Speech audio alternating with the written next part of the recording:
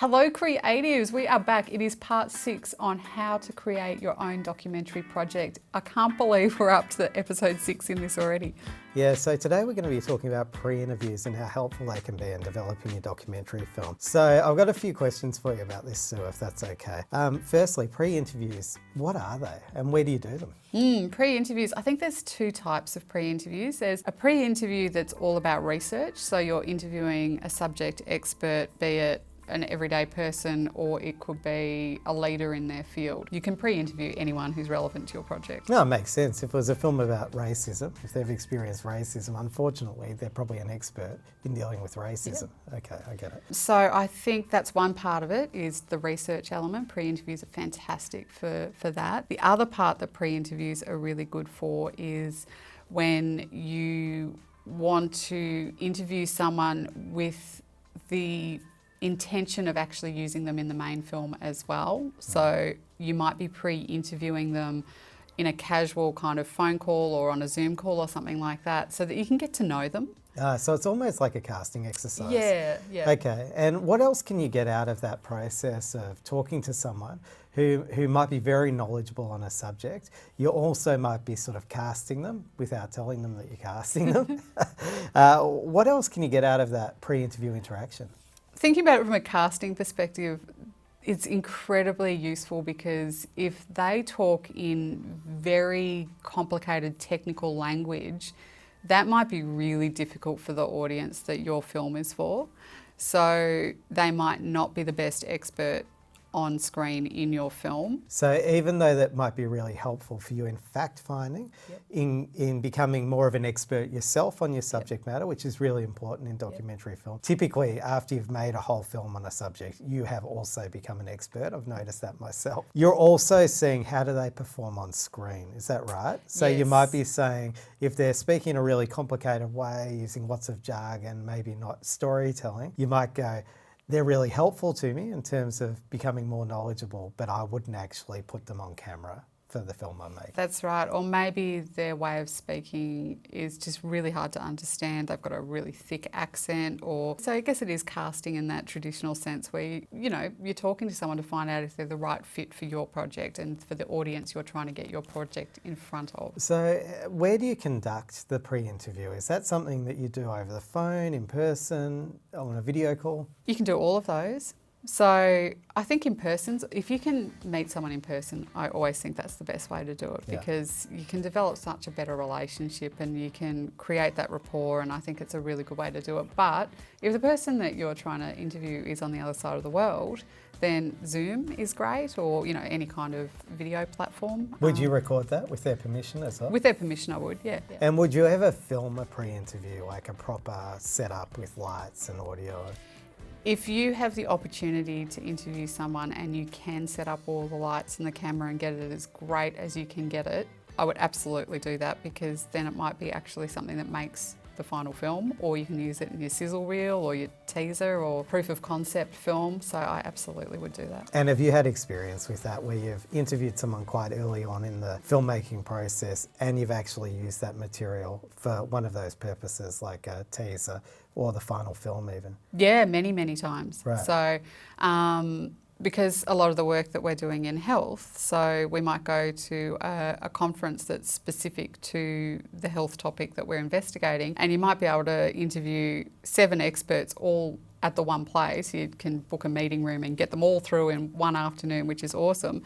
And then you've got 7 interviews that are filmed, and if they're done really well, you could use them to actually create part of your film. Can pre-interviews be helpful for anything else? So pre-interviews I think are really helpful for research, they're really helpful for casting, and they're really helpful for proof of concept or teaser trailer videos. That would be the main reasons I would pre-interview. Is there other things you use them for? Well, I'm wondering if you can also use it to help you identify what's really unique about your film, meaning what unique angle or lens you're taking in telling this story. I know when I've pre-interviewed people in the past, sometimes I will even ask them that question that directly. Like, what's the angle? What's new in this topic? And because they're so close to it, living it every day, they often come out with stuff that I would never have thought of and had never found in my own research either. Yeah, that's a really good point. And sometimes when you interview someone in 45 minutes, they can tell you more than you can find out in 3 weeks of researching yourself. So yeah, that's true. The information they can share can be incredibly useful. Well, that's probably not that surprising, is it? Because the stuff that they've published probably has to go through a peer-reviewed process, maybe years old because of how long that process takes. So you're not getting the most current information. It also takes you a long time to find it. That information could be behind firewalls. The other things you've found may or may not be that accurate, but because this person is so knowledgeable in their area, you're probably able to accelerate and shortcut the process a lot more by spending some time during a pre-interview just asking them questions. Yeah, that's true. And if they're more of a lay person, Yeah. not necessarily an academic or expert in that way, they can have really big insights that you would not find in a written documentation anywhere because it's their lived experience. So that's really useful as well.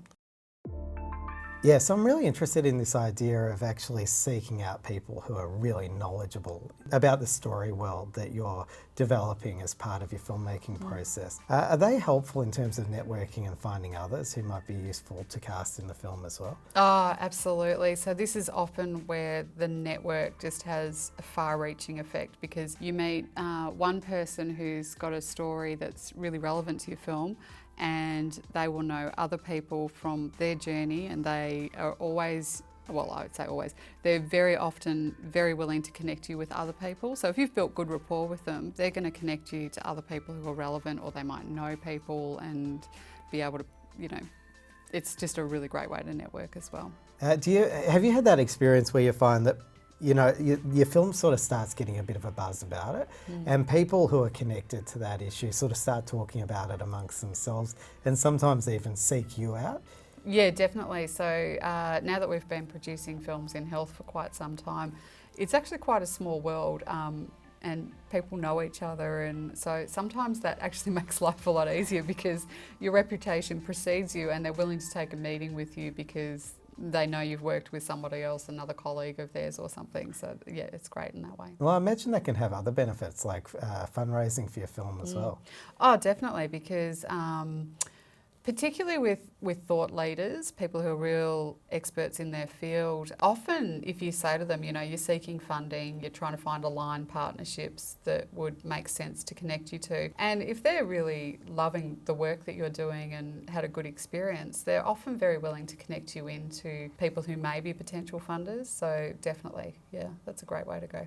So the thing about documentary filmmaking, I think, is that often it's built on good relationships. Do you find that the pre-interview process actually helps with developing rapport? Oh, absolutely. When you have a really good experience with someone and you sit down and you build that rapport and you can develop that trust, and there's a relationship that develops, and they might know donors or foundations or be connected, you know, to people who can really help get some finance into your film as well. So it's a really good networking, rapport building exercise. You know, I'm really interested in this pre-interview part of the process because often it's the first touch point, meaningful touch point that you have with participants in your film. Is there any story that comes to mind about how relationships seeded in a pre-interview have then gone on to bear fruit? This is the beautiful thing about the world of filmmaking, especially documentary, because you meet some extraordinary people, and I'm actually going to throw back to you on this one because the person who's coming to mind for me, we first met in Dublin, and that was Dr. Raj. Oh, my great mentor, Dr. Raj Gopal, is such an amazing guy. That's true. We met Raj at a Livestrong Cancer Conference in Dublin, which was an interesting experience in and of itself. And we could not find him for his pre-interview for days because there are always athletic giants at the conference and he's a short guy. And so am I. So we couldn't sort of see each other through this huge crowd. And finally we were able to connect. And that was a pre-interview that we did on camera. Do you remember that? Yeah. We actually used it in the film in the end. I think it was the first scene of a film that we ended up making about Raj. Yeah, Which yeah, was, it was. a biopic feature documentary, but that wasn't what we were shooting for that day. It was just a film pre-interview for a totally separate film, right? No, that's right. And that's where all these things, these beautiful elements come together. So we met Dr. Raj filming for one project, and then we ended up working on a completely different project over in San Diego and met him again, and then in Montreal at another project. And we just kept crossing over with him. And he was actually an interviewee in, I think, 2 different documentary films. And then eventually we made a biopic around him specifically. So, because like, he is so yeah. remarkable. And the name of that feature film is Hippocratic, 18 Experiments in Gently Shaking the World. And it all started from that pre-interview. Yeah. And I'm really glad we rolled camera on that pre-interview looking back on it now, because I think that really did sow the seed for a feature film in and of itself. So I'm starting to get my head around how helpful it is to do a pre-interview for the documentary process. And I agree, from my own experience, it's definitely worth the time doing it. Have you got any tips about how to go about conducting the pre-interview, or questions you might ask? I think conducting the pre-interview is really important always to be prepared. When someone's giving you their time, make sure you have some reference materials that you've already looked up, so you know a little bit before you meet them. Just don't go in cold. And then, I mean, you're the expert interviewer. You must have some questions that you would usually ask. Oh, I don't know if I should be admitting this on camera, but I feel like I'm a bit of a master of the stupid question, you know, which is the really, I don't know much about this. Can you tell me what you know? So creating a really open-ended question, and often, I think it's an exploration that you're doing with that person. So often I'm hoping that they're as surprised as I am curious, so that I can ask them a surprising enough question that can sort of take them out of their normal answers, their stock standard answers that they may have said dozens of times over the course of their career. That's usually not what I'm looking for. How do you find it?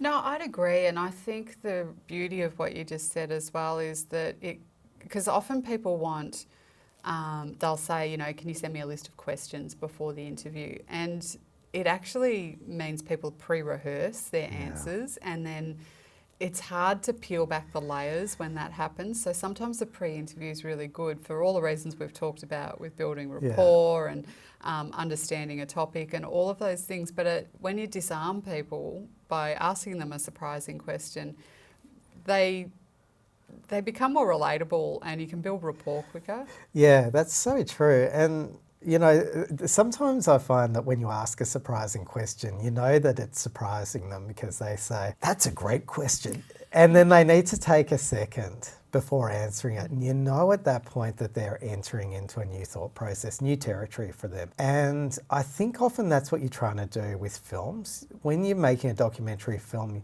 you don't want it to cover the same ground that's already been covered. You want it to be breaking new ground in some ways. And I think that's sort of where you start that process of building a rapport with a participant as well, where they're on the journey with you to discover something that you can share with the audience. So I think we've covered a lot of ground there in terms of the pre-interviews and how they can be useful in the filmmaking process. For these guys, if they're interested to know more about this, what should they do? Please subscribe to this channel, because each week we're releasing a new film all on how to develop your documentary project. And next week we're going to be talking all about the 5 key things that really help to make a great proposal that you can then use to pitch for funding.